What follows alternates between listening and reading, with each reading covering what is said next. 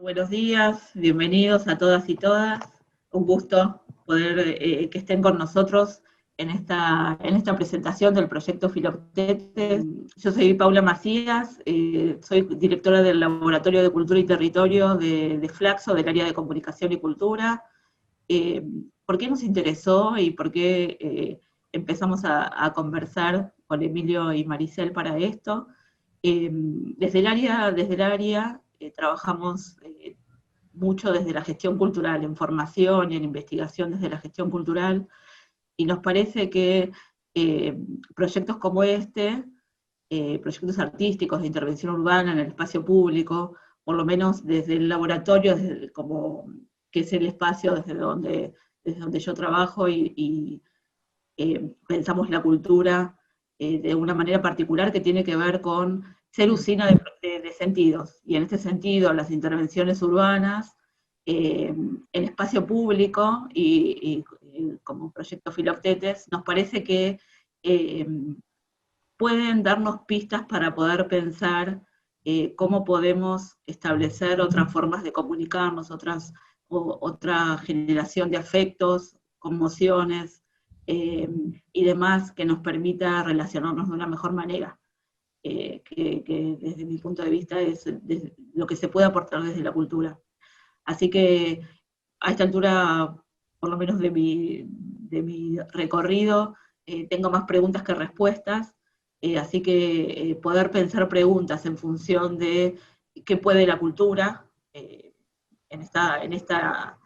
con este objetivo de poder pensar cómo podemos estar juntos. Así que un gusto poder presentar este proyecto.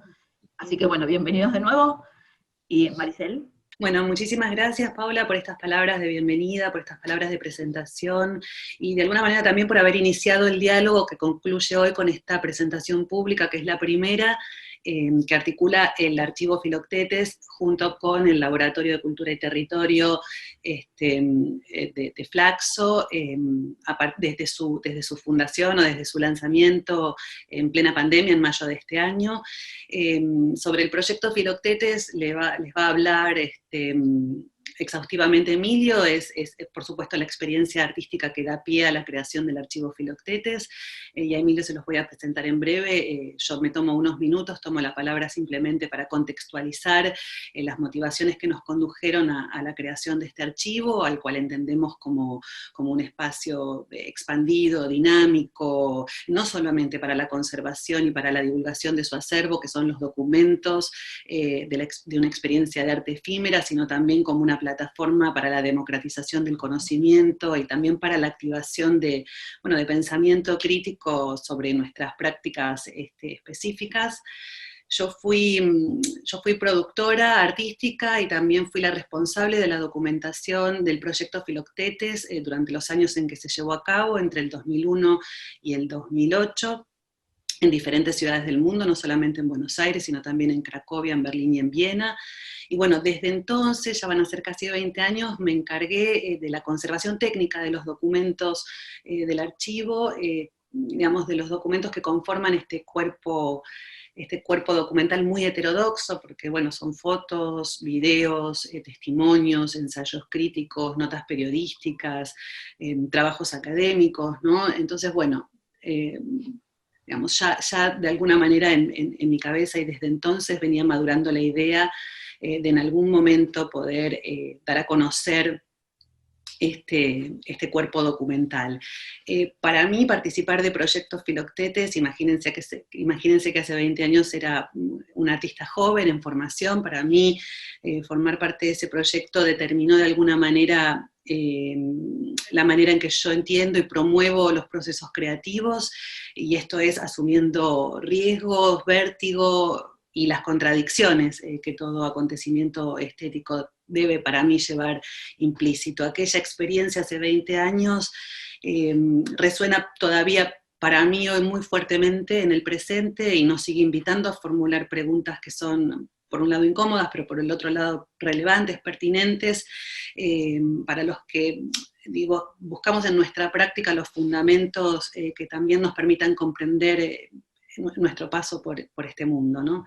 El archivo Filoctetes es un archivo que está en proceso y es muy consciente de ese proceso. En diciembre de este año pensamos lanzar su sitio web. Aquí debo agradecer muy especialmente no solamente el apoyo y el acompañamiento, sino también la complicidad y la escucha a Daniela Gutiérrez de Fundación Medife, que está ayudando fuertemente a concretar este sueño, la primera etapa de este sueño, que como les decía es el lanzamiento en diciembre del sitio web. El sitio web no solamente va a visibilizar, sino que va a poner a disposición todos los documentos del proyecto que van a ser de consulta y difusión y de acceso libre e irrestricto, y dentro del sitio web del archivo va a haber una sección especial a la que hemos llamado Derivas. Va a ser un espacio como de reflexión, un espacio de reflexión contemporánea, por supuesto, y que a partir de diciembre va a ir subiendo diferentes artículos y ensayos críticos a cargo de artistas e intelectuales o académicos especialmente invitados. Los 2 primeros artículos están a cargo de Ricardo Ibarlucía, que es un doctor en filosofía, y el otro va a estar a cargo de Cintia Pesa, que se especializa en gestión de colecciones y en archivos de artistas. Entonces, bueno, nos pareció pertinente que estas 2 figuras fueran las primeras en iniciar como lo que entendemos también como un diálogo, como un intercambio. Y bueno, ya como proyecto ulterior, proyectamos para diciembre del 2021, cuando se cumplan 20 años de un acontecimiento histórico que fue como de alguna manera digamos, lo que sirvió como disparador, lo que le sirvió a Emilio como creador, como disparador para llevar a cabo proyectos Filoctetes, para realizar proyectos Filoctetes, que fue la crisis económica, institucional y social de diciembre de 2001. Bueno, en el 21 se cumplen 20 años, es un aniversario fuerte, y nos pareció que era la oportunidad para presentar el archivo ya con un formato de muestra documental, y quizás también para realizar un simposio sobre arte y espacio público, ¿no? Eso es todo por mi parte. Me gustaría ahora sí leer una breve biografía de Emilio para presentarlo. Quiero decirles también que nos acompaña hoy Martín Antuña. Martín es parte del equipo del archivo Filoctetes, él es responsable del área de video del archivo, y no solamente está registrando este encuentro, sino que también va a compartirnos una serie de materiales editados especialmente para que ustedes puedan tener una idea de lo que fue aquel proyecto. Presento entonces a Emilio muy brevemente. Emilio García Huevi es un artista interdisciplinar que trabaja con el cruce de diferentes lenguajes artísticos, irrumpe en el campo del arte contemporáneo como fundador y como miembro activo de la compañía El Periférico de Objetos, un grupo paradigmático de la renovación escénica argentina durante la década de los 90 y la primera década del siglo XXI. Bajo el paraguas de esta compañía, Emilio comienza a desarrollar las bases y las claves de su poética posterior, ya que desde el título de Lo Periférico se inicia en el recorrido por los espacios marginales del tratamiento híbrido y transversal entre diferentes géneros artísticos. Concluida la prolífica etapa junto al Periférico, Emilio se independiza desarrollando una interdisciplinariedad que le ha permitido fusionar diversos lenguajes, logrando una poética particular, fruto del choque de niveles estéticos implantados, estableciendo continuamente una dialéctica con el espectador, partícipe activo de cada una de sus propuestas artísticas. Sus creaciones atraviesan con libertad el campo del teatro, de la performance, la ópera, la pintura, la instalación, la escritura, llevando su obra por los más prestigiosos festivales de arte internacionales. La intervención urbana, Proyecto Filoctetes, se llevó a cabo en las ciudades de Viena, producido por el Wiener Festwochen, y Buenos Aires, realizado en colaboración con el Centro Cultural Ricardo Rojas en el año 2002, en Berlín, presentado por los Berliner Festspiele en 2004, y se llevó a cabo por última vez en la ciudad de Cracovia, en el marco del programa del Festival Reminiscencias Teatrales en el año 2007. Y ahora sí, Emilio, te cedo la palabra, toda tuya. Bueno, muchísimas gracias, Maricel, muchísimas gracias, Paula. Bueno, lo que abunda no daña, primero agradecer tanto al Laboratorio de Cultura y Territorio de Flaxo por el interés en promover este encuentro, y en segunda instancia a Maricel, que es la que está curando este hermoso proyecto que está llevando a cabo, que es el del archivo Filoctetes, o sea que, y que nos permite de algún modo revivir de una manera actual lo que significa una experiencia que tuvo su acontecimiento principal hace 20 años, y digo principal porque justamente el archivo lo que busca es reactualizar desde el presente un modo de mirar experiencias del pasado para entender de qué manera dialoga ese pasado con ese presente a partir de esa experiencia y su reflexión permanente, ¿no? Constante. De algún modo entendemos o entiende, creo que el archivo Filoctetes, la función de una idea de un archivo. No es algo muerto, no es algo cristalizado, no es algo que está localizado en un tiempo X, sino que está vivo, está presente y de algún modo dialoga todo el tiempo, y para eso hay que reactivarlo. Y bueno, un poco la función del archivo, creo, que ha puesto en marcha Maricel es esta. En principio yo voy a dar cuenta un poco de lo que fue el proyecto Filoctetes, y para ello me voy a valer de un texto que abreva en diferentes referencias y al mismo tiempo describe un poco técnicamente lo que fue el proyecto Filoctetes, y al mismo tiempo lo que uno pudo reflexionar así de manera muy somera. Es un textito de unos 20 minutos, y ese texto nos va a estar acompañado por imágenes sobreimpresas del proyecto, que de algún modo testimonian o pueden dialogar esas imágenes con los textos que yo esté leyendo, y les permita a ustedes tener un poquito de una imagen un poco más cabal de la experiencia. El proyecto Filoctetes. Epígrafe. Esos cuerpos martirizados que ni siquiera los integrantes de las SS podían nombrar.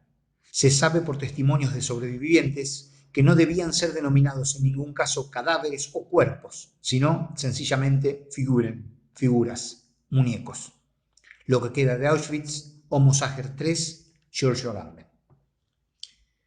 23 cuerpos hiperrealistas, hechos de látex con cabello y vestimenta, fueron ubicados el viernes 15 de noviembre de 2002, desde las 7 hasta las 15 horas, en 23 locaciones específicas de la ciudad, elegidas por su incidencia social, tanto simbólica como práctica. El criterio de esa elección estuvo relacionado con un análisis de los contenidos geográficos, históricos, socioeconómicos y culturales de la ciudad, así como por la masividad de transeúntes. El Palacio de Tribunales, el Congreso de la Nación, la Plaza San Martín, el Shopping Abasto, el Teatro General San Martín, Callao y Corrientes, el Village Recoleta, Florida y Córdoba, Plaza Jusey, Cabildo y Juramento, Acoite y Rivadavia, entre otros, fueron los lugares escogidos. Los cuerpos fueron ubicados durante la madrugada del viernes en diferentes posiciones, como, por ejemplo, postrados en la calle, sentados, durmiendo en la entrada de un teatro, desmayados en el piso, tirados entre una mancha de sangre o vómito en una vereda, etc., de tal forma de ser descubiertos por la mañana al comienzo de la jornada laboral. Cada uno de los cuerpos fue supervisado por un equipo de 3 personas ubicados a una discreta distancia del objeto. Un responsable técnico o de producción para la ubicación del cuerpo y su mantenimiento en caso de ser movido por algún transeúnte, encargado además del enlace con los responsables artísticos de la acción, comunicación con los otros equipos, contacto con las autoridades en caso de incidentes, etc. Y 2 encargados de la documentación visual y sonora, filmación, fotografías, grabación de las reacciones de lo que pasan, de las autoridades intervinientes, opiniones, etc., durante la totalidad del tiempo que quedó emplazado el objeto en ese lugar.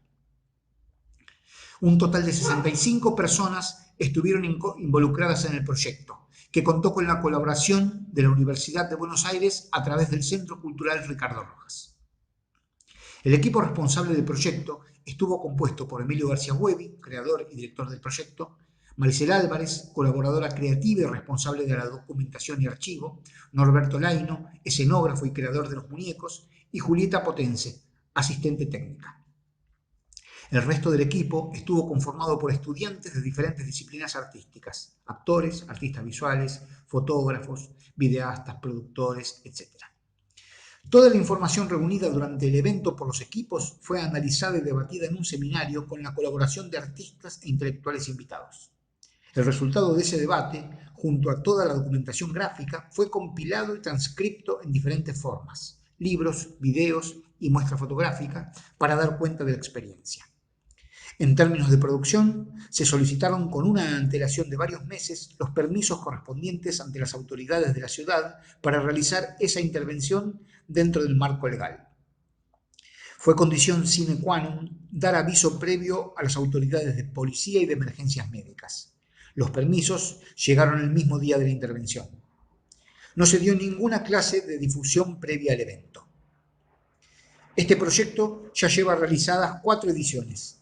Las otras fueron en Viena, Austria, en junio de 2002, en Berlín, Alemania, en noviembre de 2004 y en Cracovia, Polonia, en mayo de 2007.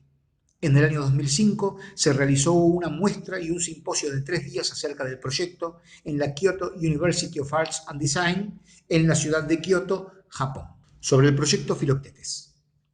La crisis de las formas en arte contemporáneo va más allá de lo aparentemente concientizado, incluso por los discursos críticos. Entre otras, hoy se utilizan ampliamente categorías como políticamente incorrecto para rotular modos de intervención en la vida cultural de las ciudades. Cuando se realiza la intervención urbana Proyecto Filoctetes, una parte de la opinión crítica no tarda en considerarla como una acción políticamente incorrecta, evidenciando ciertas reducciones en la comprensión de las transgresiones conceptuales y morales que acompañan las rupturas de procedimientos y de formas. El proyecto intenta explorar el entrecruzamiento entre los campos de lo real y de lo artístico, al irrumpir explícitamente desde el arte en el espacio cotidiano. La idea es interrogar en términos estéticos los posibles vínculos que se establecen en la ciudad entre el transeúnte y un cuerpo en la calle y sus posibles consecuencias.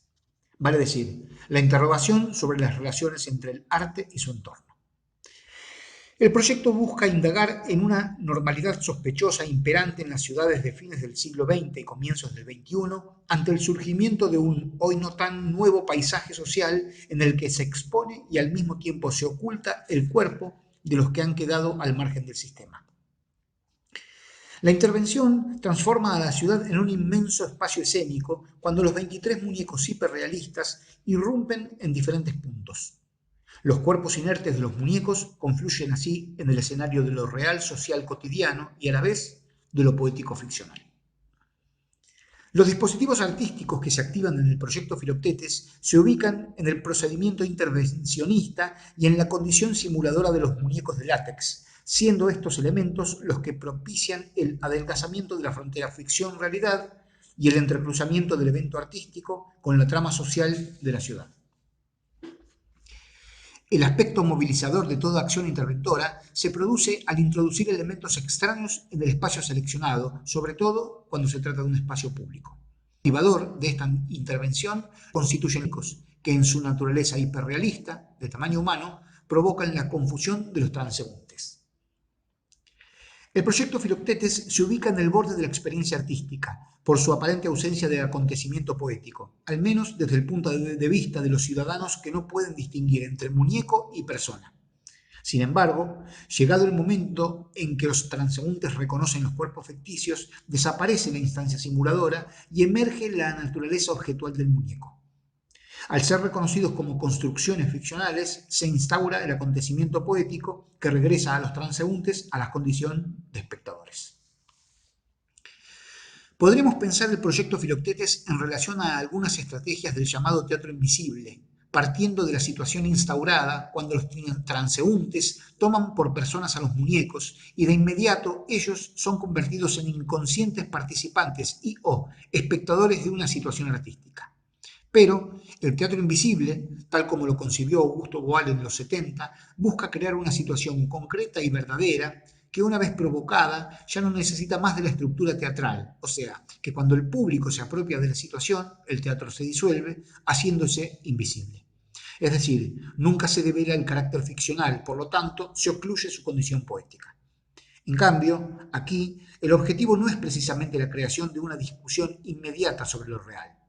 Los participantes no operan como actores invisibles que invitan a los transeúntes a teatralizar una realidad.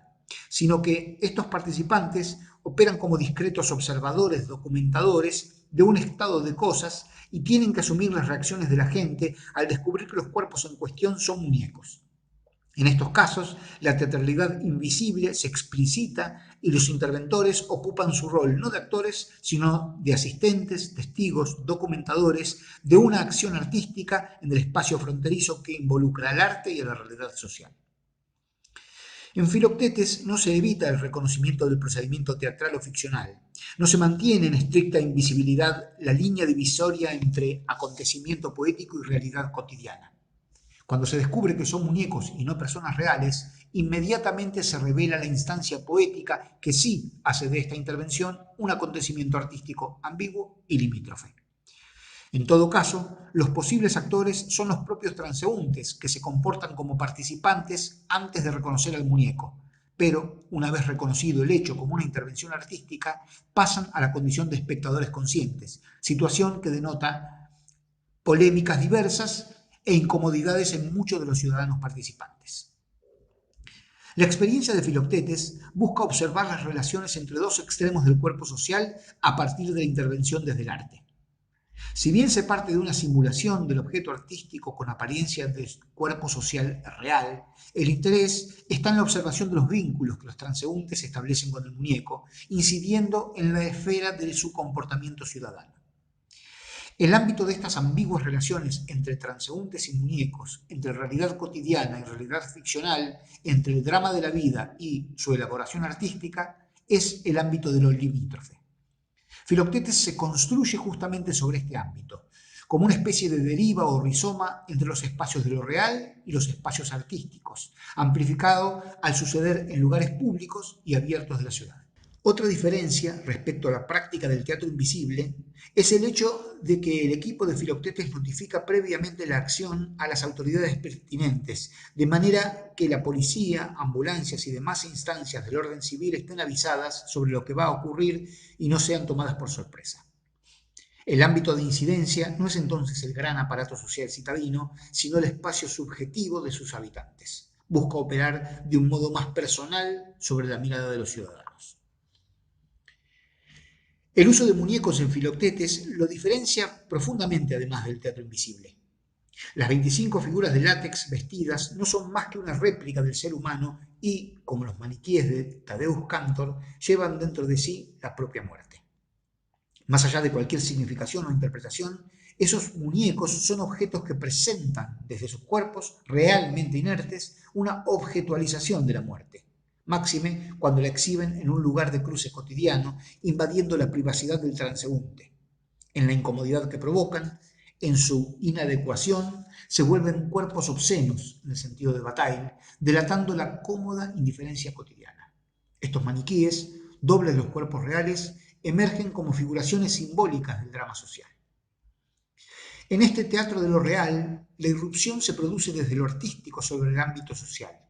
En las situaciones suscitadas durante la realización de la acción, se devela la encubierta violencia ciudadana que habita en el complejo cuerpo de la polis, detonando aquí también el carácter político de un arte que no busca instalarse en lo temático, sino en las estructuras que devela, en los mecanismos y prácticas que expone. Estéticamente híbrido en su apropiación de las estrategias intervencionistas y performativas, de las prácticas perturbadoras del accionismo, del teatro de objetos, del happening, apostando a la acción efímera y potenciando la reflexión crítica más allá del marco estético, el proyecto Filoctetes es un acontecimiento que revela las complejas metáforas con las que puede llegar a operar el arte. Algunas consideraciones acerca del proyecto Filoctetes.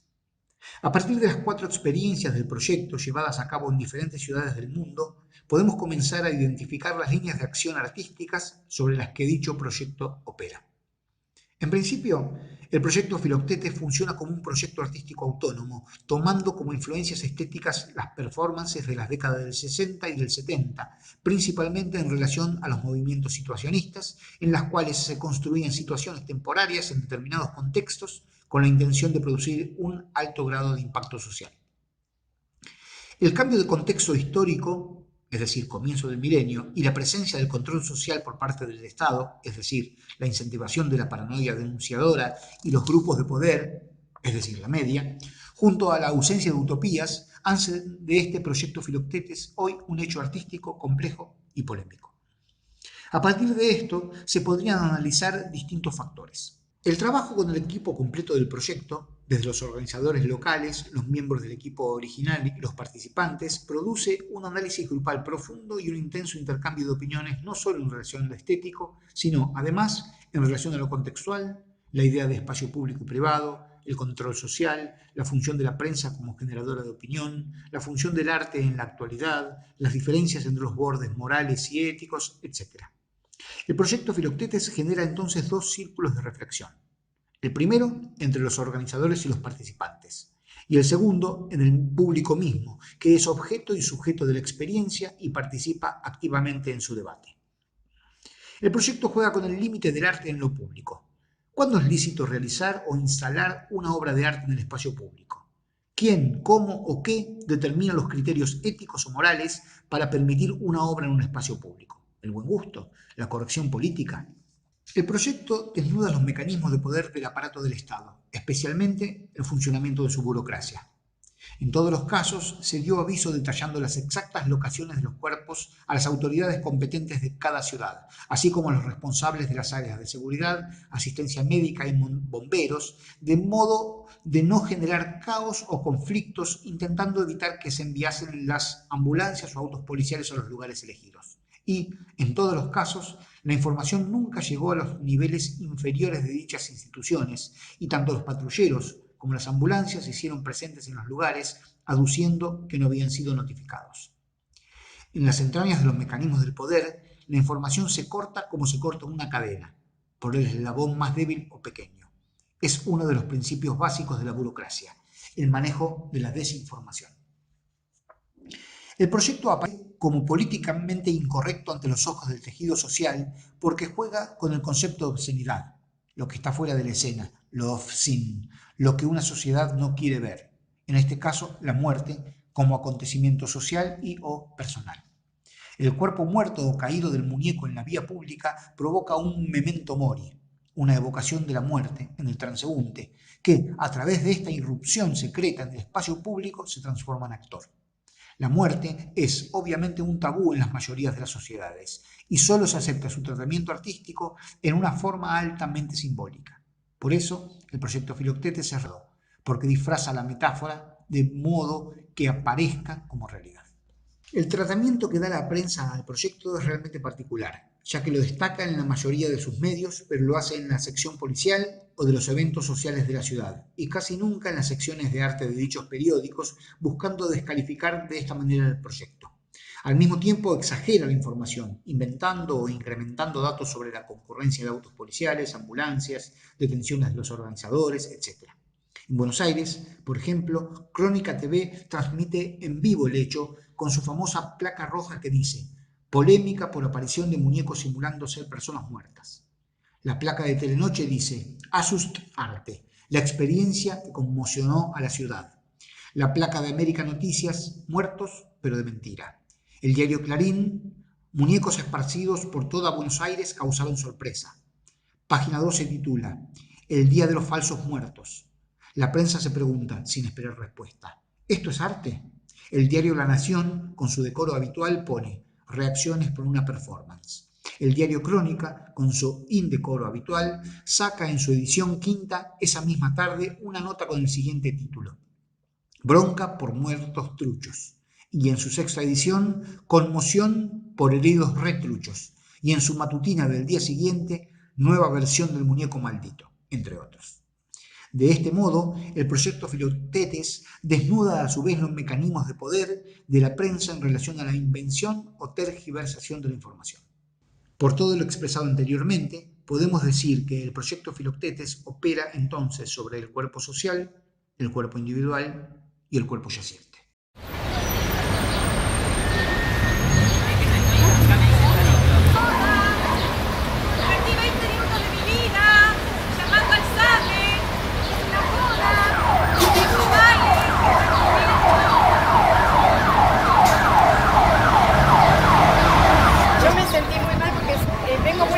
Son 15 minutos de mi vida que el policía de la cuadra no hay ninguno, que normalmente aquí hay.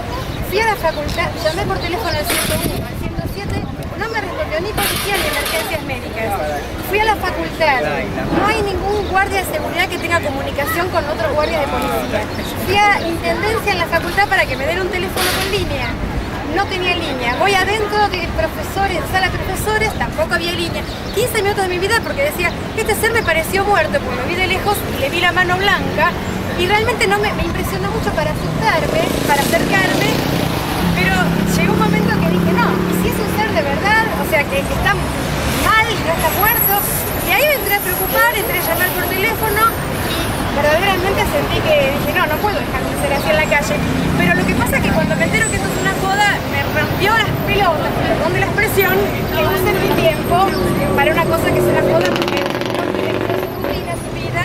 De todas maneras, el 101 no me atendió, el 107 tampoco me atendió. Y si esto es una joda, la puta que los parió. Las pensiones no.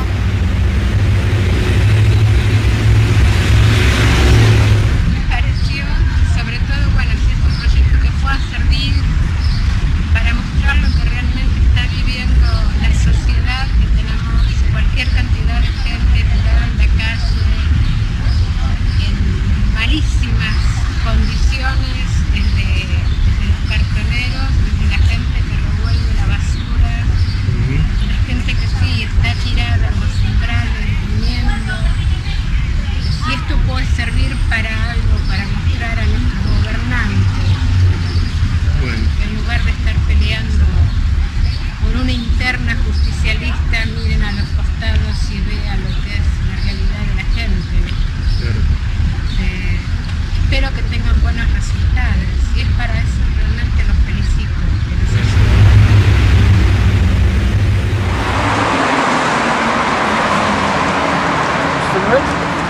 Wie reagieren die Leute immer?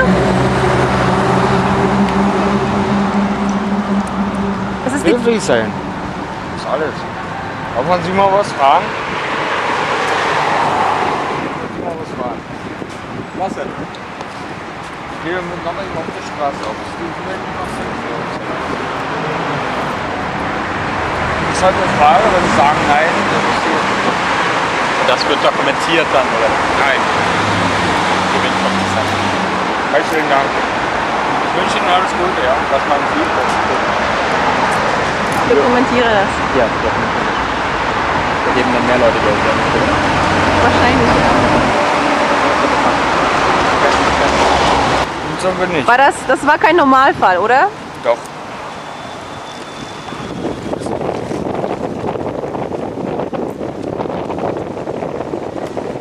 Und damit leben Sie jeden Tag.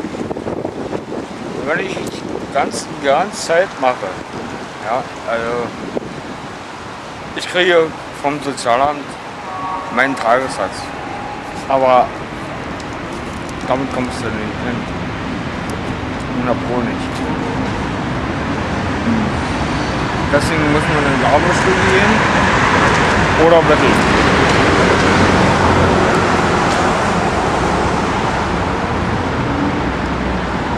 Oder mal ein paar vor den Hals kriegen. Aber da vorne, ja, wo die ganzen dicken Schlitten stehen, da gibt es ein bisschen Kohle.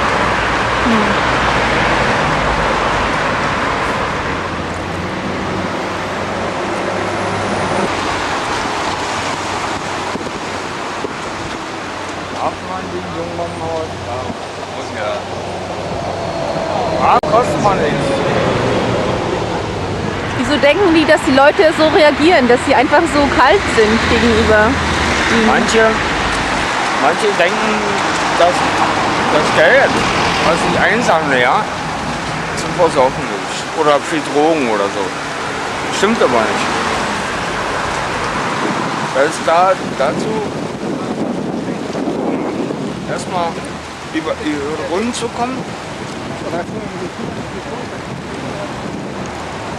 Darf man den jungen Mann noch was fragen?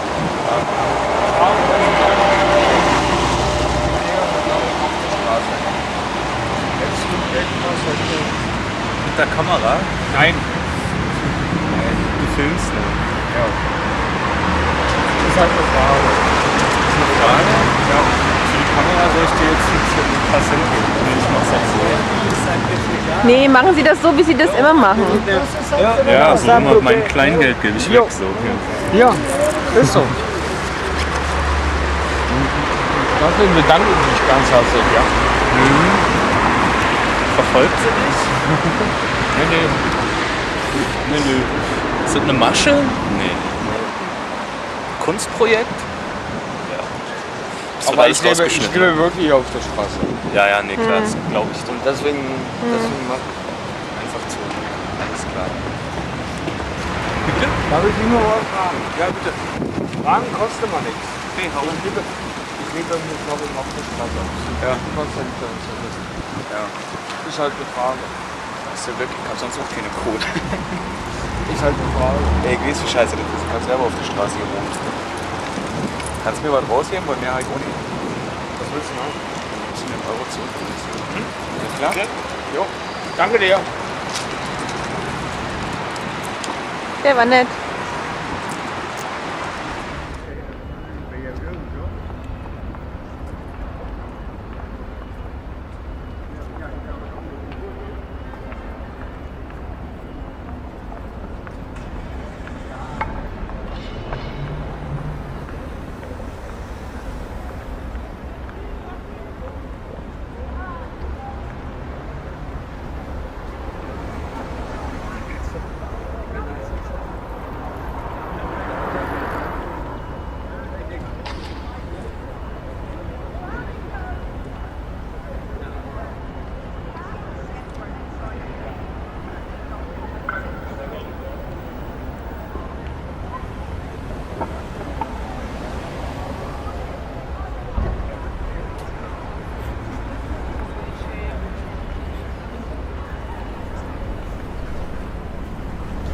Was mich gestört hat, dass da ein hilfloser Mensch lag und kein Arsch sich drum kümmert. Und ich bin vom Beruf eigentlich Rettungssanitäter und ist ein Helfersyndrom von mir, weil ich helfe gerne und dass die Leute sich untereinander immer sagen, sie sind alle Freunde, aber kein Arsch kümmert sich um den anderen im Prinzip. Das finde ich absolut Oberscheiße. Bin nicht wütend geworden, weil ich habe nur gesehen, da liegt irgendwie was und bin erstmal hingerannt, ey, da liegt einer und ich wollte nur helfen. Ich finde das gut und damit ihr mal testet die Reaktion von den Mitmenschen, ob sich andere Menschen um andere Menschen kümmern. Und du siehst ja die Reaktion, keine Sau hat sich gekümmert. Ne? Ich bin hingerannt, habe gesagt, oh hallo, Computerprogramm, ich bin Sani, gleich hin und wollte helfen. Kind einer Nacht.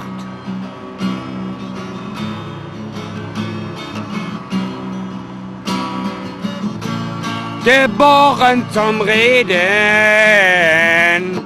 zum Schweigen gebracht. Kind einer Part, schau in den Spiegel, so bist du.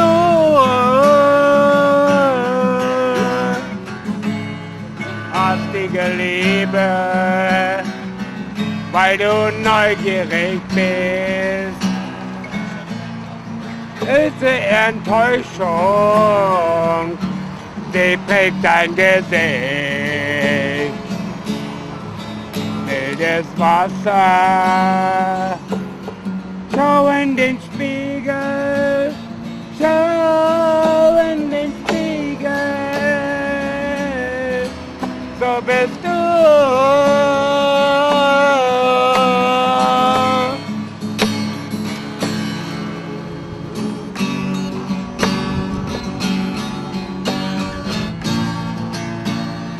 Schau in den Spiegel, so bist du.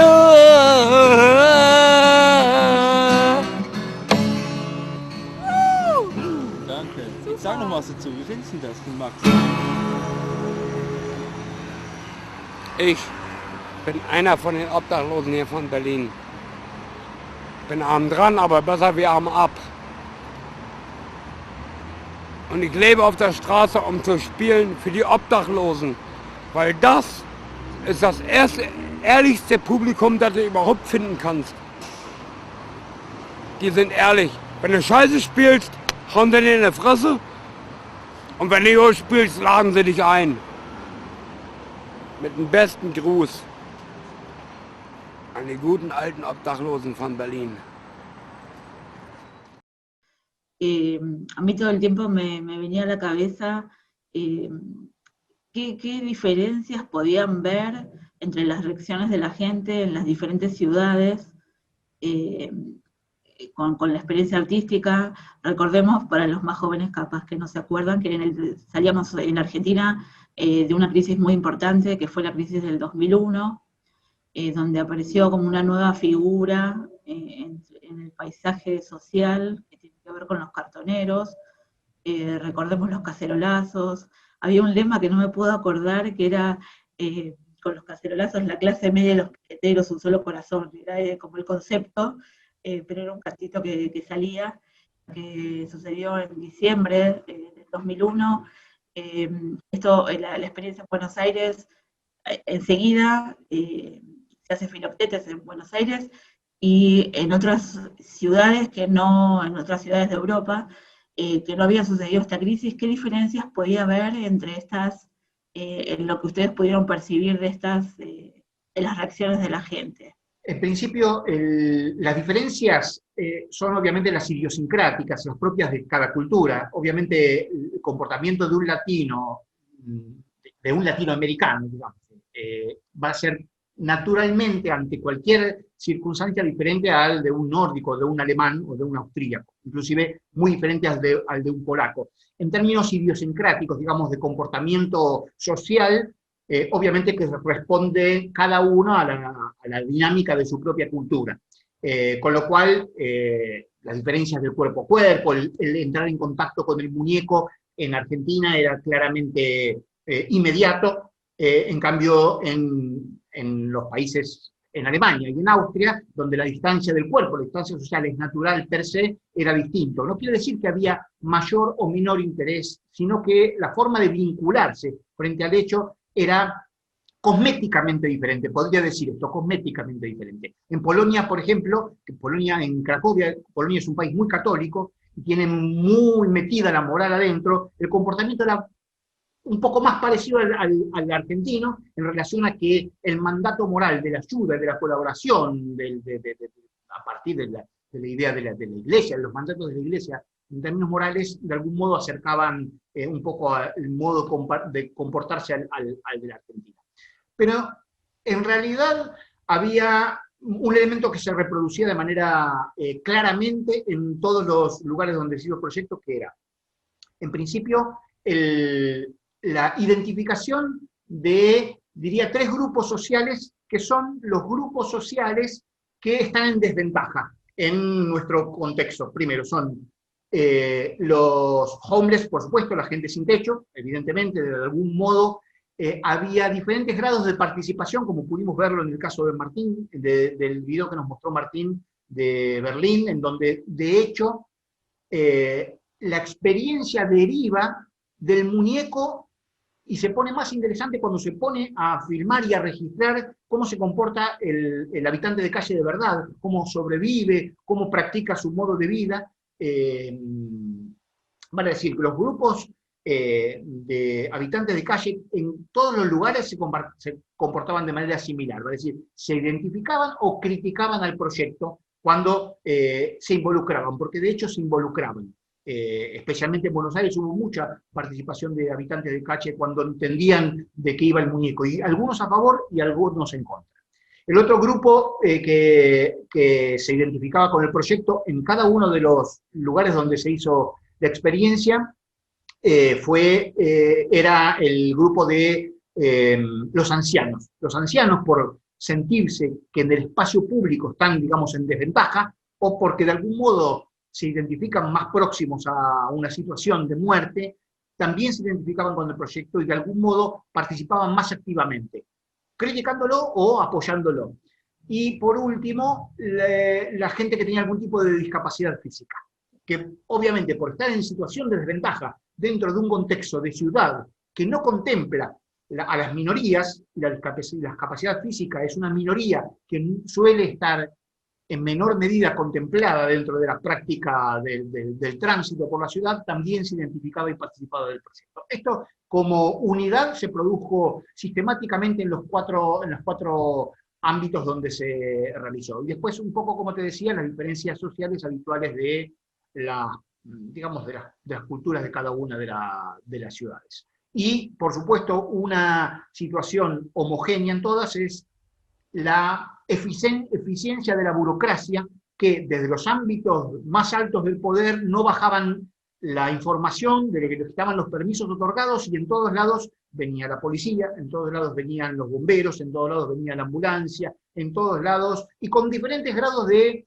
búsqueda de disciplinamiento frente a un hecho que consideraban inoportuno. Por ejemplo, en Berlín intentaron entablarnos una demanda judicial por los gastos que les había significado poner las ambulancias en la calle, y nos quisieron poner una demanda por casi 15.000 euros, que por supuesto fue desestimada de inmediato porque nosotros teníamos permiso del gobierno de la ciudad de Berlín, que era justamente los que estaban después interponiendo la demanda. Vale decir, había una voluntad de disciplinamiento frente a un hecho que era políticamente incorrecto y atacado desde todo punto de vista, vale decir, desde la media, desde los mismos transeúntes, y por izquierda y por derecha con diferentes argumentos. Y de algún modo me parece que eso hace que el proyecto funcione, porque genera un revulsivo social desde todo punto de vista y genera un ámbito de discusión que de algún modo me parece que el arte en el espacio público, desde mi punto de vista, es algo que debería promover, ¿no? Como mínimo ese principio de discusión. Justamente me acordaba la pregunta que nos hacíamos para convocar a esta conversación, que tenía que ver con qué conversaciones puede generar o poner a circular el arte, ¿no? Y el proyecto va en esa línea. Hay varias preguntas que tienen que ver con cómo fue, desde la idea inicial, cómo fue el devenir de la idea inicial hasta llegar al proyecto concreto y en las ciudades, ¿no? En el espacio público y demás. Si nos podés contar cómo ese proceso, y hay varias inquietudes en ese sentido. En principio, como vos lo dijiste al comienzo, lo que apareció como un elemento fuerte en mí como artista fue la aparición bastante rauda durante el menemismo, debe decir, el periodo previo, digamos, a lo que fue el estallido, de los habitantes de calle en la ciudad de Buenos Aires, que históricamente la ciudad de Buenos Aires, a diferencia de otras ciudades de Latinoamérica, o de capitales de Latinoamérica, no estaba atravesada por la problemática de la gente viviendo en la calle. Y de pronto, en muy poco tiempo empezamos a ver, y después exacerbado con el estallido del 2001, al habitante de calle, y el tema no era tanto eso lo que me molestaba, sino que rápidamente yo y el resto de los que teníamos techo nos acostumbrábamos a esa situación y la dábamos naturalizada porque decíamos, bueno, el capitalismo es eso. Es así, no se puede hacer nada. Y entonces empezábamos, en principio les dábamos un plato de comida, en principio les dábamos alguna moneda, y de pronto empezamos a esquivarlos directamente. Es decir, formaban parte de la arquitectura urbana. Entonces es algo que yo me pregunté, ¿cómo tan rápidamente invisibilizamos nosotros mismos algo que no debería estar invisibilizado y que lo aceptamos porque consideramos que no se puede hacer nada? Y a partir de esa gran pregunta propuse, bueno, ¿qué puedo hacer para visibilizar desde el arte? Porque esto para mí es fundamental, es una acción artística que obviamente puesta dentro de un contexto de espacio público deviene pública y deviene político, porque el arte es político ya dentro del espacio que al arte se le asigna, del espacio cerrado, pero cuando se hace en un contexto abierto y de cruce, deviene inmediatamente político. Pero yo no quería que nunca se perdiese de vista su aspecto artístico, es decir, ¿qué puede aportar el arte a una reflexión acerca del modo de comportamiento de los seres humanos, ¿no? Acá hay una frase de Brecht que a mí me gusta mucho y que la utilizo como caballito de batalla, que Brecht dice en alguno de sus escritos que el arte, lo decía por el teatro, pero yo lo hago extensivo al arte, era el laboratorio donde se podían poner en práctica soluciones imaginarias para los problemas reales. Y esa frase para mí siempre me resonó, desde que empecé a construirme como artista, para mí fue una premisa. Es un laboratorio social de la imaginación, y entonces nuestra herramienta es la de la imaginación. Todo aquello que en la práctica de lo real no se puede activar, porque lo real tiene condiciones mucho más duras que el arte, en el sentido que la imaginación es libre, y que la ética se expande un poco, y que podemos probar cosas que pueden funcionar o no dentro del campo de lo real, es que ahí empecé a pensar en la posibilidad de producir muñecos que simulasen personas yacientes y colocarlas en el ámbito de la ciudad para, de algún modo, pensar cuál era la interacción, cuáles eran las reacciones, pero cómo podíamos interactuar los artistas con dentro de ese contexto. Y a partir de ahí armamos el equipo con Maricel, con Norberto Laino, que fue quien diseñó y construyó los muñecos, y con Julieta Potense, que fue quien nos asistió en todo el proyecto. Y empezó el arduo camino de conseguir apoyo y financiación, porque era algo muy complejo, es decir, se involucraban no menos de 60, 70 personas para realizar el proyecto, y debíamos tener algún tipo de apoyo porque teníamos que llegar a ciertas instancias del poder para poder solicitar los permisos y que nos autorizaran, tener cierto apoyo de logística. Nosotros no teníamos un peso, era un proyecto absolutamente independiente.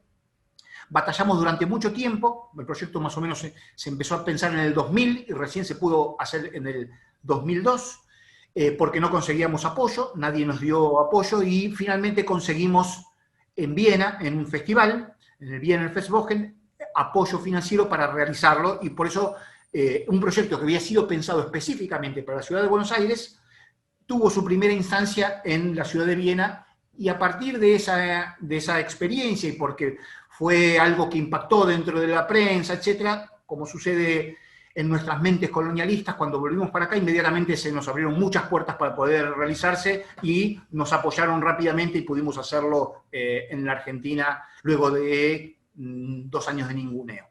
Y luego, bueno, un poco fue la dinámica de pensar qué otras ciudades podían acoger el proyecto. El proyecto tuvo muchísimas más cancelaciones luego de invitaciones que veces se realizó. Te podría casi nombrar 10 ciudades de todo el mundo donde fue invitado, de Latinoamérica, en muchos lugares de Brasil, en Uruguay, en Chile, en Canadá, en Bélgica, en Francia, y ya no me acuerdo dónde, invitado a participar, pero desinvitados.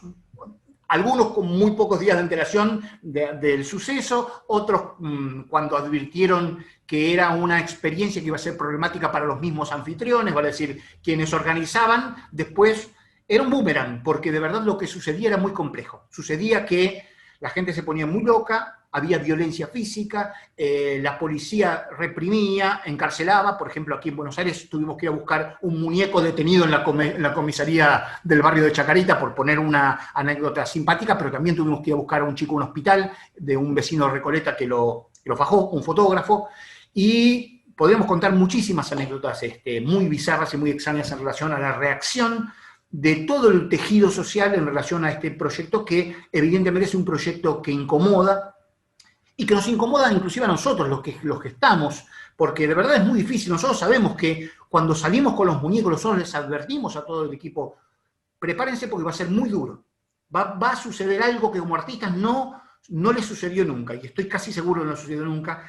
Y lo que sucedía era que se implantaban los muñecos a las 7 de la mañana, a las 8 de la mañana, en las 20 y pico de locaciones.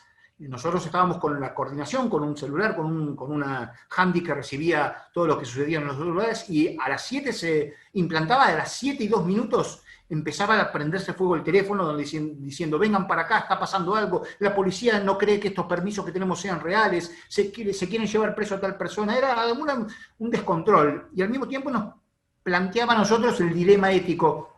¿Es lícito hacer esto como artistas que estamos haciendo? ¿No estamos utilizando las mismas herramientas del enemigo, manipulando, generando, digamos, caos? Es decir, es un proyecto muy complejo, y por eso a mí me resulta interesante enfrentarme cada vez a este proyecto, porque no tengo respuestas, tengo muchísimas más preguntas, y a medida que lo fuimos haciendo, nos fueron generando muchas más preguntas que de algún modo van construyendo el acervo de lo que significó y sigue significando este proyecto, a 20 años también de ese primer suceso, ¿no? Ya pasaron 20 años, es cierto. Qué interesante, y qué interesante ustedes como artistas, interesante y complejo, meterse como en este desafío, ¿no? Que debe haber sido estar en el espacio público con ese tema.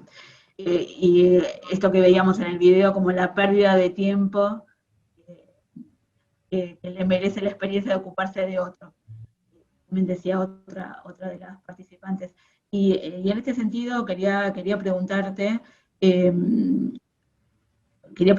porque salen las preguntas ahí en el chat, en realidad hago de interlocutora desde allí, cómo la situación actual de pandemia y el distanciamiento social, cómo puede releerse el proyecto Filoctetes en este sentido, en cuanto al el otro, en esta situación de contagio, sigue siendo o empieza a ser un peligro, y cómo poder salir de esa peligrosidad que me presenta el otro, en esta situación tan particular. En realidad en el proyecto está asociado a, está invadido el espacio público, se genera una intervención cambiando el paisaje social, como decís vos, para los transeúntes, ese distanciamiento desde otro lugar, pero cómo hoy el contexto permite pensar ese distanciamiento social y la peligrosidad del otro. ¿Cómo releerías el proyecto Filoctetes en este sentido? Bueno, en principio, en relación al comentario de la primera parte, yo sería más generoso con las observaciones de que la gente no está dispuesta a perder sus minutos de vida, porque de verdad es una irrupción no deseada en la experiencia del otro. Vale decir, en un hecho artístico convencional hay un contrato tácito entre el espectador que va a comprar una entrada y va al teatro o va a escuchar un concierto o va a comprar la entrada y va al museo. Ahí ya se establece un contrato de donde el espectador acepta lo que va a ver. En cambio, en este caso hay una irrupción, hay un gesto de violencia por parte del artista que le impone al espectador, o en ese momento es actor, el espectador todavía no es espectador, sino es actor, porque cree que es un cuerpo yaciente y se acerca, y después cuando toma conciencia deviene espectador, se irrumpe sobre la subjetividad de esa persona que no sabemos cómo viene, porque no eligió ir a ver una pieza artística. Estamos irrumpiendo. Y me parece que ese es un gesto de violencia que tenemos que considerar cuando consideramos cuáles son las reacciones de la persona, porque si no rápidamente nos consideramos nosotros, los artistas, como los impolutos, los correctos, los que tenemos el bien, y al otro, porque se enojó, porque la experiencia lo sacó de su cotidianidad o le hizo perder 7 minutos de vida, sería hacer una reducción de las reacciones de las personas. Y creo que todas las reacciones son válidas en este sentido, porque si no, justamente lo que estaríamos haciendo es tratar de confirmar una suposición de manera pavloviana de que el tipo no va, que lo pongo en un barrio cheto y como son chetos no le van a dar bola al pobre. Y entonces estamos haciendo un reduccionismo muy contrario a lo que es la práctica artística. La práctica artística justamente es abrir una pregunta, un interrogante. Y frente a las respuestas que da la gente es pensar cómo esa dialéctica, cómo esa dinámica puede o revertirse o puede engrosarse para seguir elaborando preguntas desde lo social. Pero para mí me parece importante no subestimar las reacciones, inclusive las antipáticas, inclusive las reacciones de violencia, las reacciones negativas que ha tenido determinado sector con el proyecto. Es decir, no subestimarlas, no descartarlas, analizarlas, pensarlas, pero pensarlas dentro de un contexto un poco más amplio que implica que nosotros, artistas, hayamos roto ese contrato inicial que el arte propone con la sociedad y que es un acuerdo en donde el espectador acepta ver porque sabe que va a ver, decide, en este caso no. Entonces, frente a eso estamos en desventaja en términos éticos y como tal tenemos que no dar una respuesta superior, sino justamente bajar la cabeza y entender que estamos generando un gesto levemente subversivo y que eso tiene determinadas consecuencias que tenemos que aceptar. Bueno, y ahora voy a la segunda parte a tu pregunta. Es muy difícil responder a la pregunta dentro de este contexto en que estamos inmersos, porque de verdad no estamos entendiendo qué es lo que nos pasa. Es decir, estamos metidos en una situación absolutamente inédita, absolutamente extraordinaria, y que yo tomo lo que pasó en primer momento. Rápidamente los maestros filósofos, cada uno con su cuadernito, salió a dar una respuesta de inmediato. Agamben, Byung-Chul Han, Jean-Luc Nancy, Zizek, todos tiraron rápidamente cuál era la respuesta y corroborando lo que era su, digamos, su discurso histórico filosófico, y a todos se les cayó Sloterdijk, todos hablaron y cada uno haciendo, digamos, llevando agua para su molino, diciendo lo que iba a pasar, ¿sí? Zizek diciendo lo que vuelve es el comunismo, toda una serie de patrañas por tratar de entender rápidamente algo que todavía no podemos llegar a entender. Entonces yo me retiro frente a eso, yo no sé qué pasa. Yo lo que sé es que tuve que aislarme, que no pude seguir realizando la práctica que habitualmente hacía como artista del teatro, de las artes escénicas, porque por ley está prohibido, y entiendo por qué está prohibido, más allá que yo pueda criticar distintas resoluciones, entiendo que el contexto amerita guardarnos para cuidar la salud general, y como artista lo que pude hacer fue recluirme, escribir, pensar, y después dar alguna solución una vez que se habilitaron las prácticas, se habilitó un protocolo para las galerías de arte, pudimos dar una respuesta haciendo una instalación en donde justamente lo que se marcaba era la ausencia de los cuerpos. Es decir, la gente iba a ver esa instalación, se llamó 65 sueños sobre Kafka, y frente a esa ausencia de cuerpos, la evidencia era la falta de los cuerpos. Hasta ahí puedo llegar. ¿Cómo pensar el proyecto hoy dentro de contexto? Me deja mudo, no tengo respuesta. Y creo que intentar algún tipo de respuesta implicaría caer en el craso error de aquellos filósofos que en el primer momento de la aparición de la pandemia intentaron una respuesta inmediata a algo que está aconteciendo y que no sabemos cómo va a evolucionar. Con lo cual, quedo mudo y espero responderte esa pregunta un poco más adelante cuando lo que sea la nueva normalidad nos permita pensar entonces cómo van a ser las prácticas artísticas y las prácticas sociales en general, ¿no? Sí, en ese sentido también pedían la posición de Flaxo desde este lugar que pensamos desde el distanciamiento social que produce, ¿no? A mí lo que me sale es preocupación, no respuesta, sino preocupación por cómo se reconstruyen los vínculos sociales, y vemos lo que pasa en un barrio cuando alguien es identificado que tiene COVID, y las distintas reacciones que generan, que comprendo, pero que me asustan un poco. Así que más que respuestas es preguntas, y sobre todo para cómo reconstruimos los vínculos sociales una vez que el distanciamiento social ya no sea necesario, desde la salud, para poder encontrarnos de otra manera, y que las ganas de encontrarse con otros y otras supere los miedos, ¿no? Que el miedo siempre es mal consejero. No sé si es la visión de Flaxo en general, pero es mi visión como parte de Flaxo.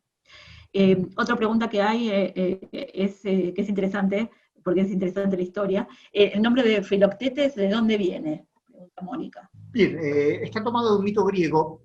Para mí los mitos griegos en toda mi historia artística han sido fundantes para poder entender, son fundantes de la cultura judeocristiana, obviamente, de algún modo, o más la cristiana, ¿no? Pero de todos modos, para mí han sido siempre detonantes de pensar la contemporaneidad, abrevando en esa idea de los clásicos, entendiendo que el clásico es contemporáneo justamente porque desde el pasado nos hace preguntas que llegan hasta el presente y que se van actualizando. Y entonces los mitos, como te decía, me han servido para ello. El de Filoctetes es un mito acerca del apestado. Y ahí, como todo mito griego, tiene muchísimas versiones, muchísimas reescrituras, desde las tragedias de los grandes dramaturgos griegos hasta desde Homero, todos los que han de algún modo reescrito a los griegos, han hecho muchas versiones de diferentes mitos y diferentes personajes. En el caso de Filoctetes, la que tomé yo es aquella en que Filoctetes, siendo amigo de Hércules, cuando muere Hércules, Hércules le pide a Filoctetes que lo entierre con su arco mágico. El arco mágico que tenía Hércules era un arco que disparaba la flecha y hacia donde quería que fuera Hércules se clavaba y entonces lo hacía vencedor. Filoctetes, como amigo y le pide Hércules a Filoctetes que por favor no devele dónde está enterrado su cuerpo y por ende el arco mágico. Filoctetes cumple con esa palabra, lo entierra a su amigo Hércules y luego se desata la guerra de Troya, de la cual Filoctetes formaba parte del bando griego que invade Troya. Los griegos, como en el asedio de Troya no pueden acceder hasta el famoso caballo, pero antes de esa instancia, le piden a Filoctetes: nosotros sabemos que vos sabés dónde está el arco mágico y necesitamos el arco mágico para vencer a los troyanos. Y Filoctetes dice: no puedo develar, no puedo traicionar al amigo. Y si le insisten hasta que finalmente dice Filoctetes: bueno, yo no voy a develar la traición, no voy a decir dónde está, pero señala con el pie dónde está enterrado el arco mágico. Los griegos lo desentierran, van al asedio de Troya, y cuando el griego lanza la primera flecha, la flecha sale hacia Troya y de pronto pega la vuelta y se clava en el pie de Filoctetes, en donde había de algún modo traicionado a su amigo Hércules. El pie empieza a pudrirse y a generar un olor tremendo, que es insoportable para la tropa griega, pero al mismo tiempo devela las posiciones de los griegos a los troyanos que se daban cuenta dónde estaban escondidos los griegos por el olor del pie de Filoctetes. Y se transforma en un apestado. Entonces se decreta el destierro de Filoctetes y lo suben a un barco y lo llevan a una isla desierta en el medio del Egeo, que es la isla de Lemnos, y ahí Filoctetes es desterrado durante 25 años. Lo que yo tomo, bueno, luego finalmente es perdonado, se lo reivindica, luego de 25 años de destierro. Ustedes saben lo que significaba el destierro para los griegos, era el peor de los castigos, es decir, era la muerte en vida.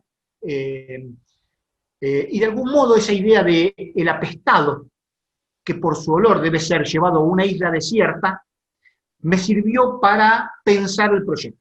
Los apestados eran los desclasados que se caían del sistema, que hedían porque eran sucios, porque eran feos y porque eran malos, y que debían ser tirados al desierto del espacio urbano, del espacio público. Es un espacio de pura agresión, de pura violencia, de invisibilización, etcétera, etcétera, etcétera. De ahí viene un poco lo que fue, digamos, el origen del material, ¿no?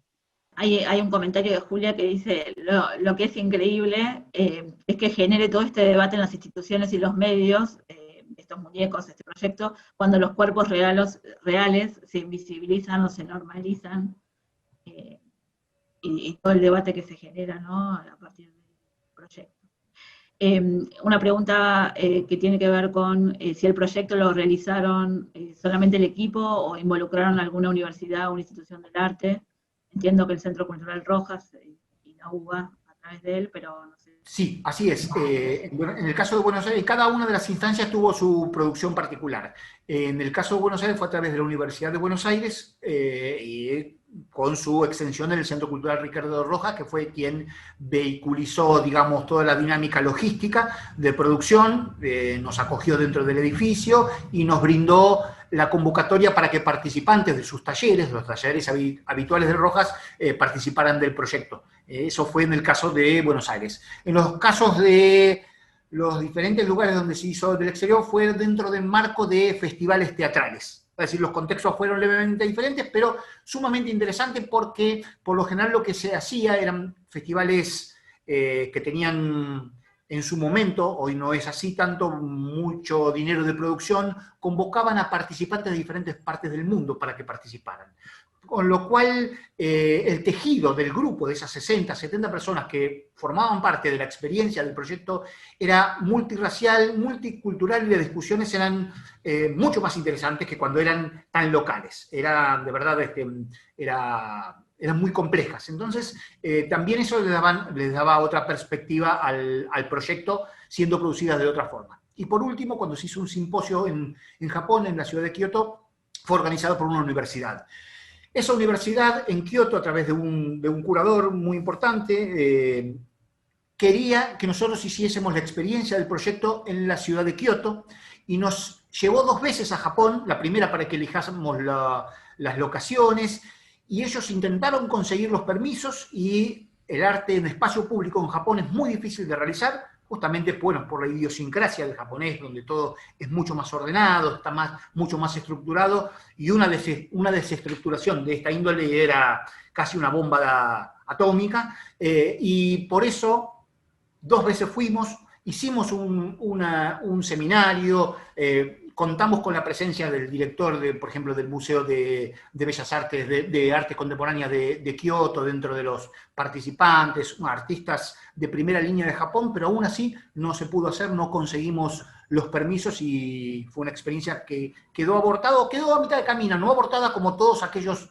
lugares que fuimos invitados para luego desinvitados, porque pudimos hacer un simposio, más una muestra de fotos, más video, y reflexionar, pero no se pudo llevar a cabo. Es decir, que de algún modo muestra lo peligroso, entre comillas, que significa hacer un proyecto de estas características dentro de un ámbito público, ¿no? Y acá hay 2 preguntas que relaciono, dice Antito, ¿y cómo seguís creando en este sentido cuando la realidad nos supera? Ustedes querían hacer algo para visibilizarlo, lo pudieron hacer temporalmente, y luego el mundo siguió igual o peor. ¿Cómo te rearmás para seguir luchando? Y Juan Martín pregunta, ¿creen Maricel y vos que a través del arte se puede cambiar el mundo? La segunda respuesta es más rápida. No. La respuesta sería no. Ahora, la segunda respuesta, ese no, va con un pero que responde la primera pregunta. Es que a pesar de saber que no vamos a dejar de intentarlo. Es decir, sabemos que la pared está hecha de ladrillos, y que nos vamos a dar la cabeza contra la pared, pero no vamos a dejar de darnos la cabeza contra la pared. En este sentido, quiero decir que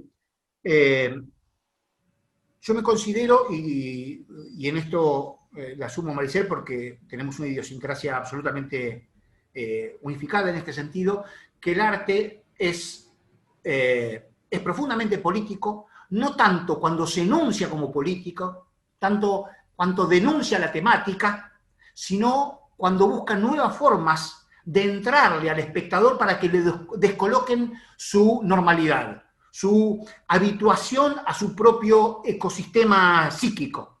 Entonces, ese es el gesto político del arte, es producir formas nuevas para que las temáticas a las que está acostumbrado el artista y el espectador no sean la mera reproducción de un sistema que en realidad deviene mercado, ¿sí? Porque la práctica del arte, desde la caída del muro, ha sido incorporada dentro de lo llamado industria cultural, y eso es muy peligroso. La industria de la cultura, como toda industria, tiene un cuaderno de contabilidad de debe y haber, y cuando el debe es más grande que el haber, el arte es cancelado, y esto es lo que está pasando continuamente de todo tipo de práctica. Entonces, y acá abrevo en un concepto de Bataille, que es el del gasto. Yo busco un arte que sea puro gasto, que sea antieconómico, que no dé dividendos, para que aquellos que nos involucramos sepamos que no hay una relación directa con el dinero, y aquellos que nos albergan sepan que no vamos a hacer concesiones en función de una mirada cultural que propicia el capitalismo, sino que vamos a tratar de ser lo más autónomos posible. Digo, lo más autónomos posible, no autónomos.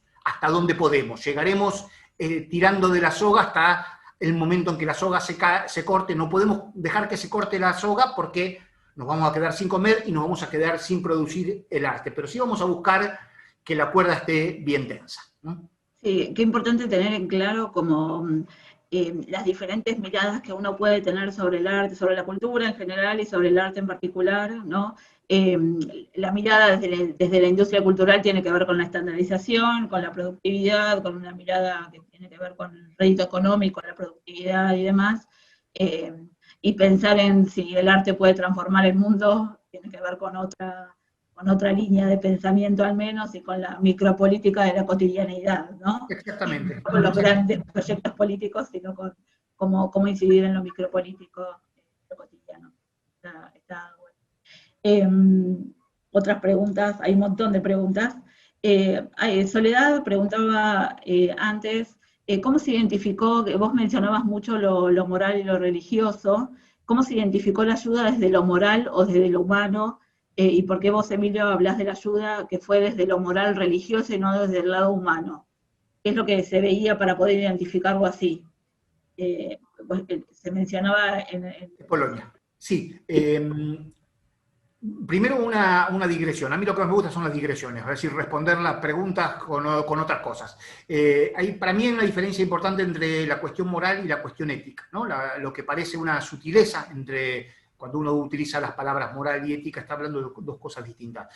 La ética me parece que es más subjetiva. Obviamente que hay una ética social, pero es una ética construida desde adentro hacia afuera, es el sujeto, se construye con su sujeto ético y después expande esa ética hacia el otro. Y la moral, de algún modo, es una práctica impuesta desde instituciones, especialmente instituciones religiosas, a el sujeto que cree que está siendo libre de construir un principio de comportamiento, pero que en realidad está reproduciendo sistemas impuestos a lo largo de prácticas de sometimiento, de algún modo, ¿no? Que para mí esta es la religión. Acá me desnudo como un ateo convencido, ¿no?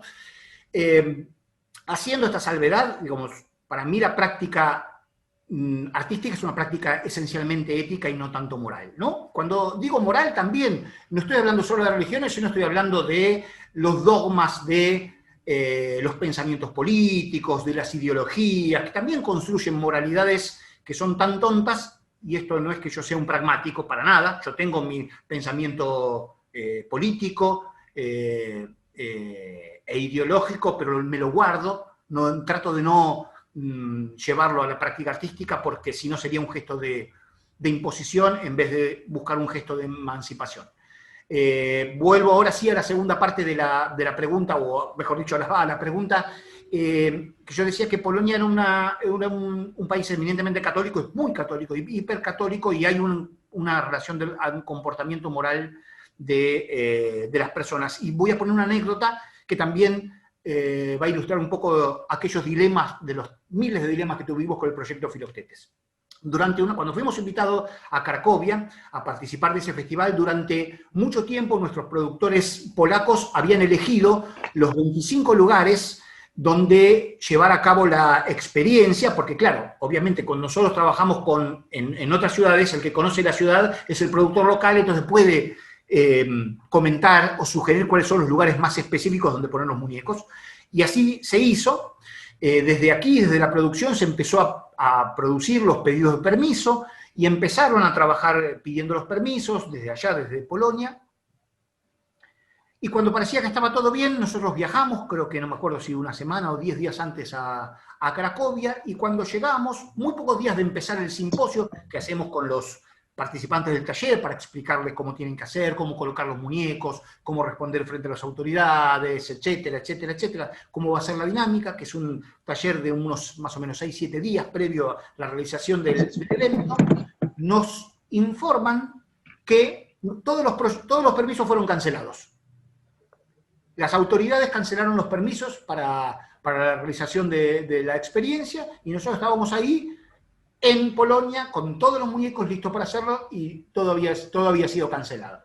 Entonces empezamos a ver cómo se salva el proyecto, estando todo listo para hacer, y la productora encontró dentro de la legislación de la ciudad, un edicto, no sé cómo se llamará, allá de la ciudad de Cracovia, que decía que cualquier espacio semipúblico, entiéndase por eso cine, teatro, bar, restaurante, iglesia, diario, etcétera, espacio semipúblico, tiene por potestad el uso desde su fachada, vale decir, desde su pared a la vía pública, unos 70 centímetros que le corresponden y pueden hacer lo que quieran sin pedir permiso a la ciudad.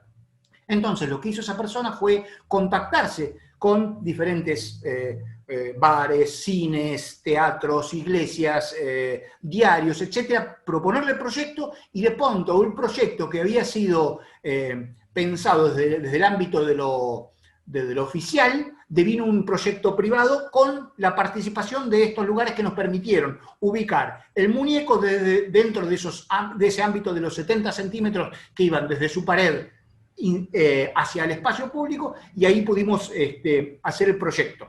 Digo con esto también que la dinámica del proyecto es muy compleja, porque todo el tiempo tiene problemas a medida que lo vamos realizando, cuando lo estamos por realizar, cuando lo estamos realizando y cuando se termina de realizar, y mucho después. Entonces, lo que llamó mucho la atención es que hubieron muchas iglesias que propusieron ser parte del proyecto.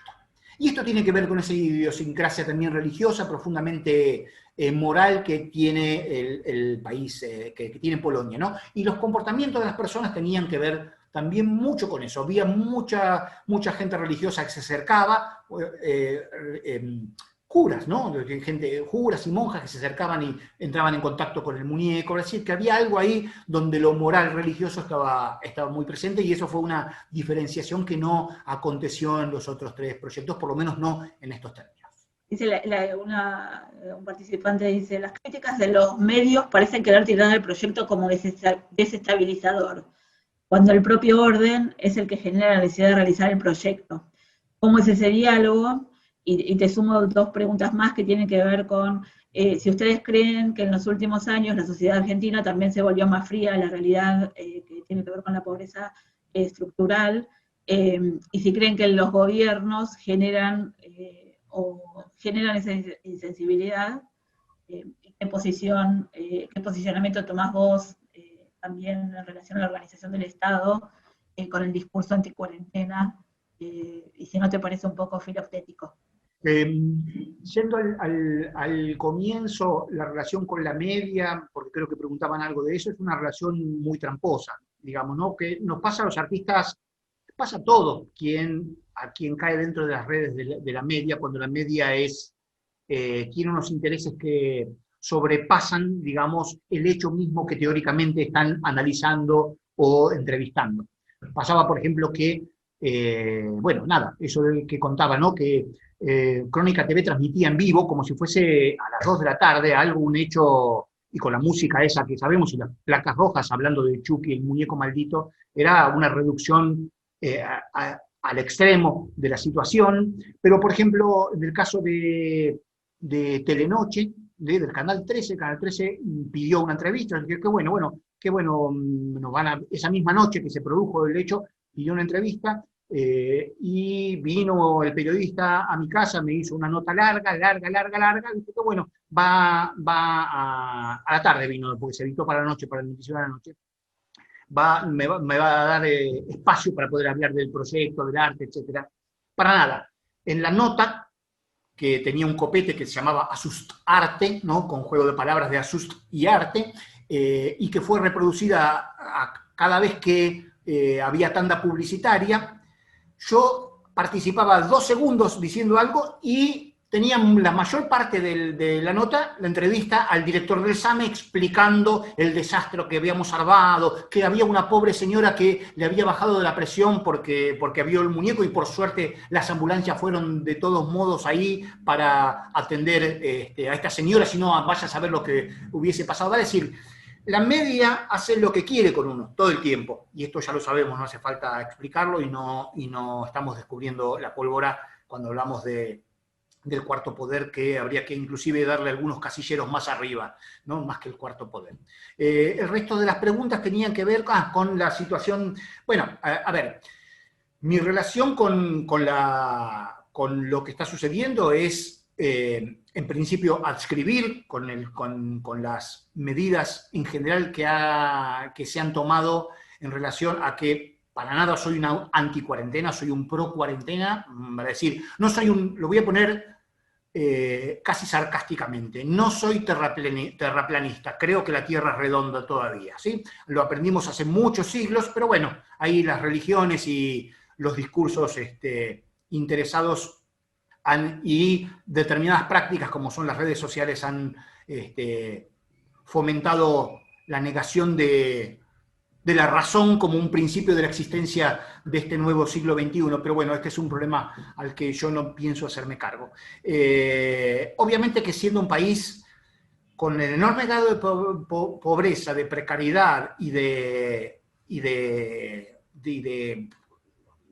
una estructura tan endeble como la nuestra, cuánto más se podría haber hecho es imposible de saber. Bastante se hizo como se pudo hacer. Con lo cual, eso no sabemos para lo que sirvió, pero sí lo intuimos. Yo creo que sirvió para evitar que la catástrofe sea mayor a la que está siendo o la que puede llegar a ser.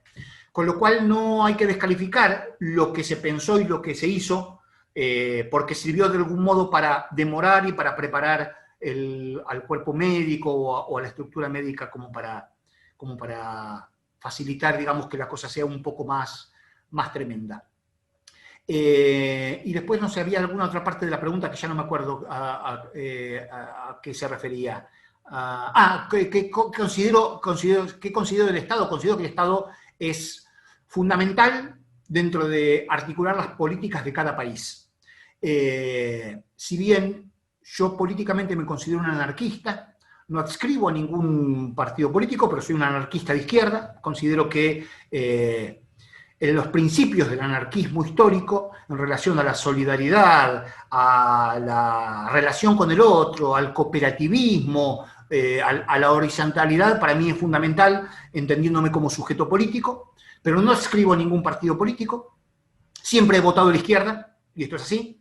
Siempre he votado a la izquierda, salvo cuando me he enojado mucho y no he votado en determinadas circunstancias, por lo que creo que el Estado es un elemento fundamental para la estructura de un país. Entiendo que en este contexto el Estado tiene que encargarse por ahora, del asistencialismo, y en algún momento va a tener que estructurar políticas para ir transformando ese asistencialismo en la práctica de construcción de sujetos que se vayan empoderando a través de la educación, a través de unas redes solidarias más amplias, que lo piensen en una perspectiva más a largo plazo. Ahora es el corto plazo porque la gente se está cagando de hambre. Nosotros tenemos el lujo de poder estar en este momento acá, pero la gente se está cagando literalmente de hambre. Y esto no es moco de pavo. Porque cuando nosotros tenemos hambre y se hace la hora de morfar, sabemos que vamos a la heladera y vamos a sacar algo, lo que sea, una hamburguesa. Pero hay gente que no tiene esta perspectiva y sin eso no se puede empezar a pensar, no se puede empezar a nada. Entonces, en un contexto de profunda crisis, no hay otra solución que empezar por donde hay que empezar, y luego, cuando se haya empezar a pensar un poco en el largo plazo, ¿qué país le vamos a ir construyendo a las generaciones que sigan detrás nuestro? Y esto es fundamental.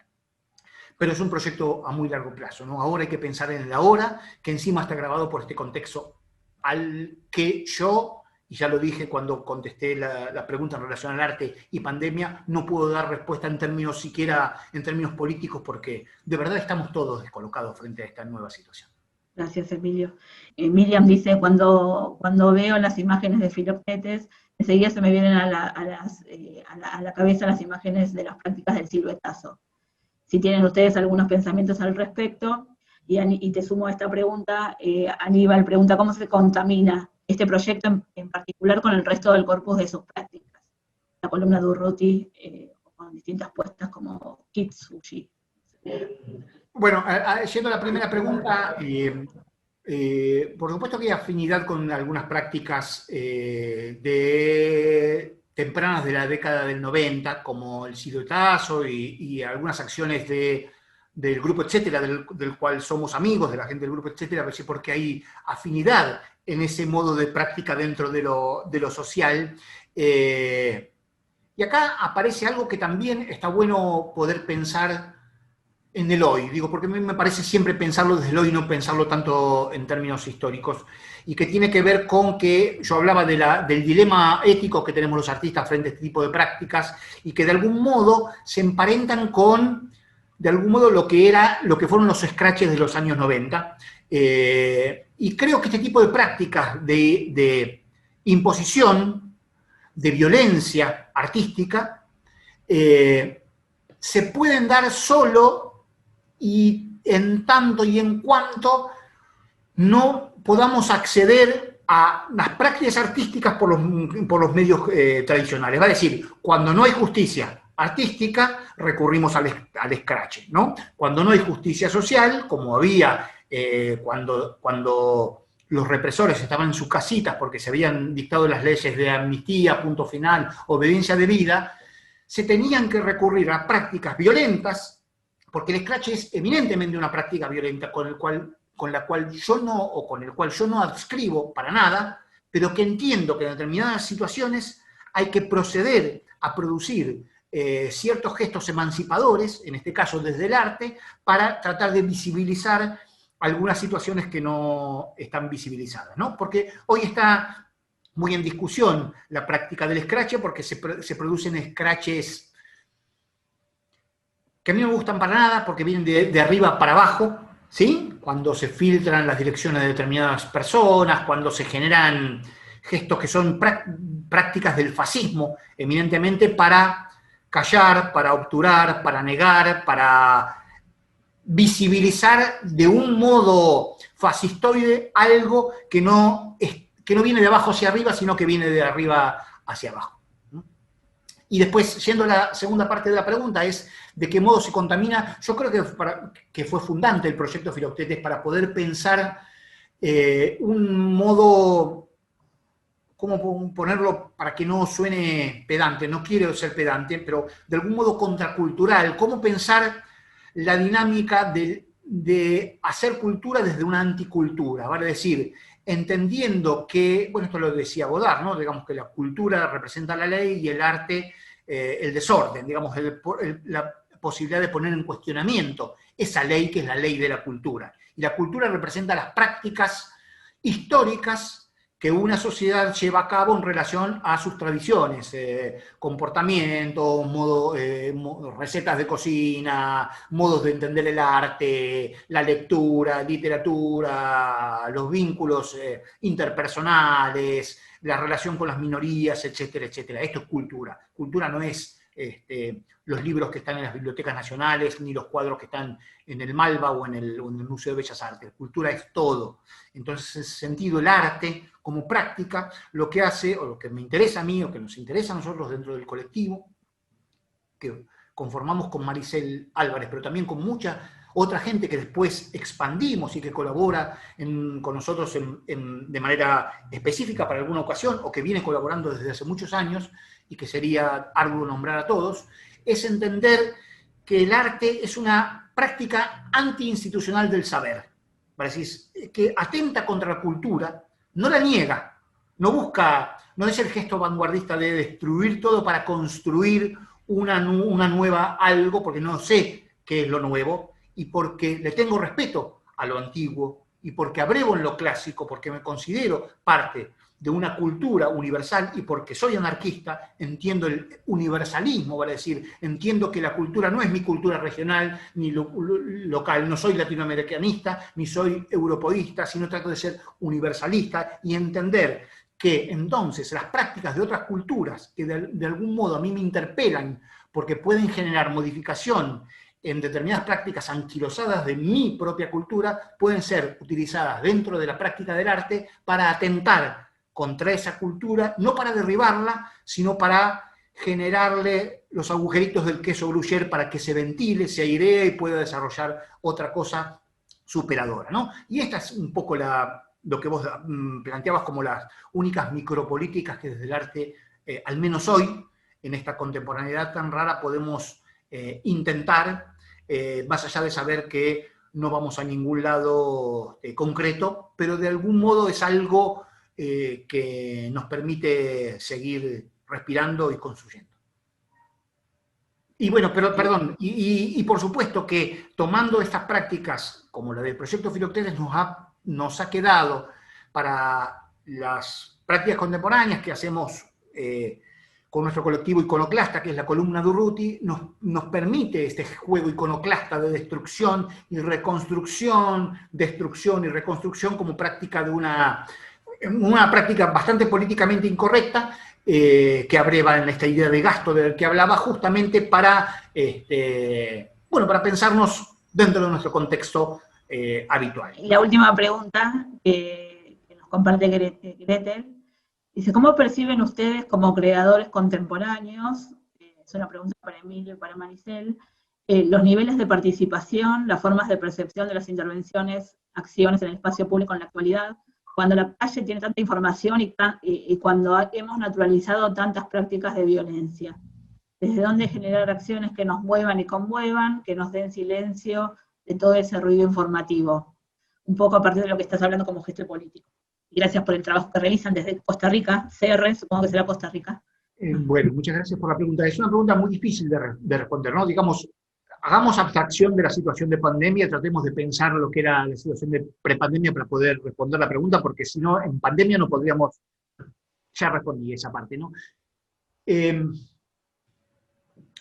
Es difícil. Yo he hecho algunas intervenciones urbanas en Perú, en Lima, en la Ciudad de México, en Brasil, en la ciudad de Cuernavaca, en México, y todas me generan el dilema un poco tal cual lo planteó el compañero que hace la pregunta, ¿no?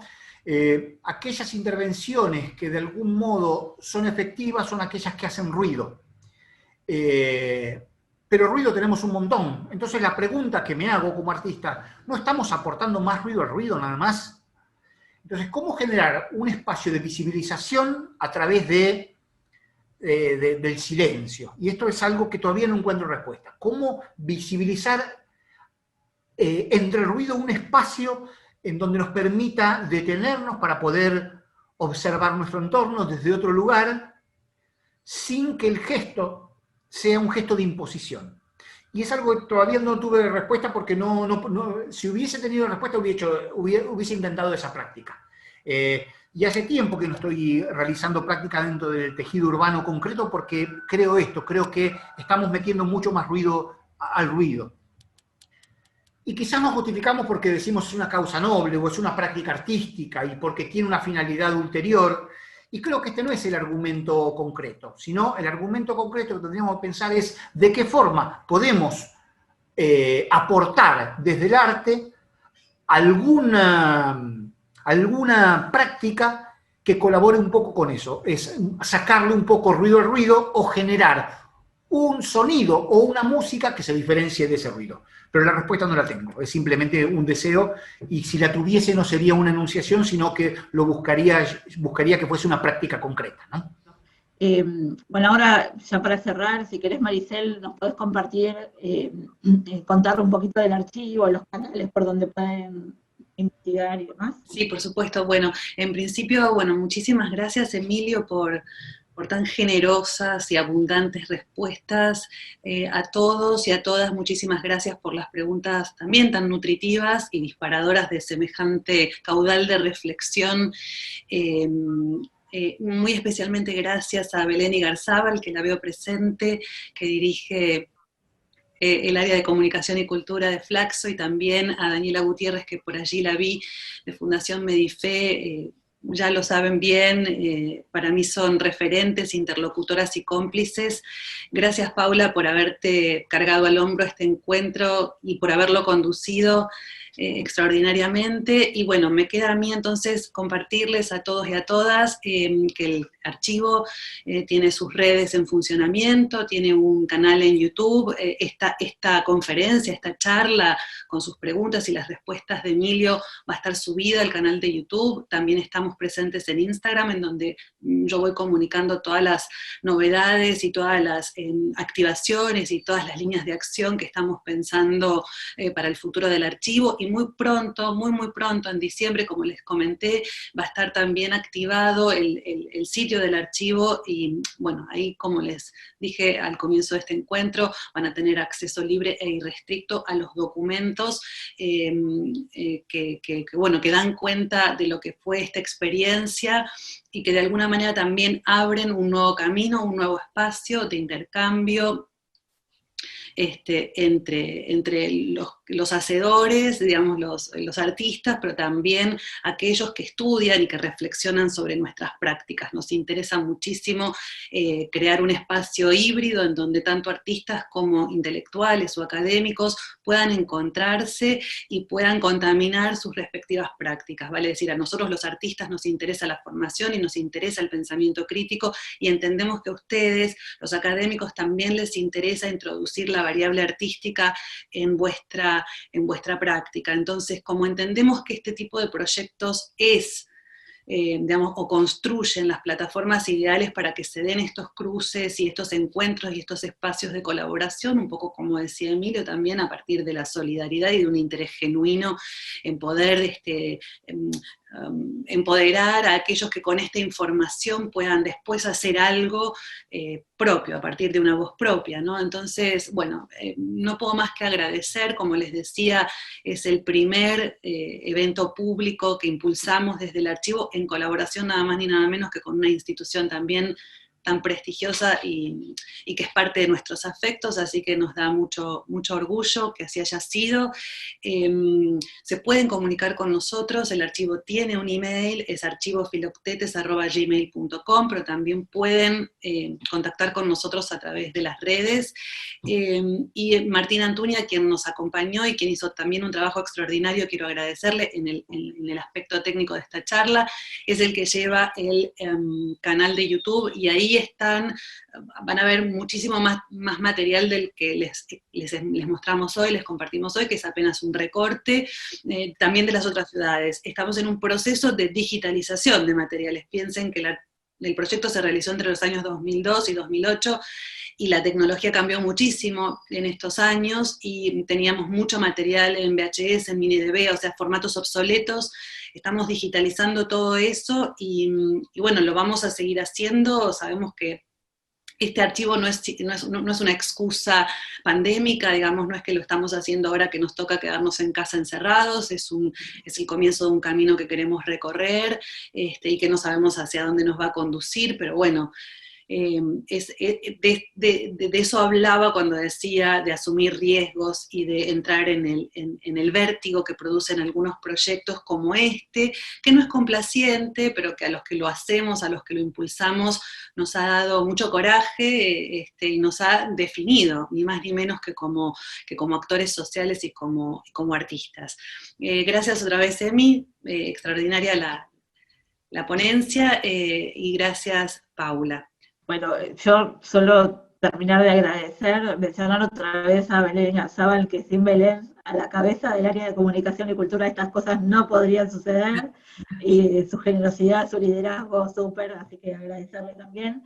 Y bueno, muchas gracias a todos y todas por haber estado. La verdad que el espacio de debate da para mucho más, y me quedo con muchas preguntas, seguramente como cada uno de ustedes. Así que muchas gracias, Emilio, por tu generosidad y tu reflexión tan inteligente en cada pregunta y en cada comentario que fuimos compartiendo. Maricel, un lujo contar con vos también, y Martín también. Ya vamos a tener esta charla grabada para poder subir a los diferentes canales, así que muchas gracias por tu trabajo también.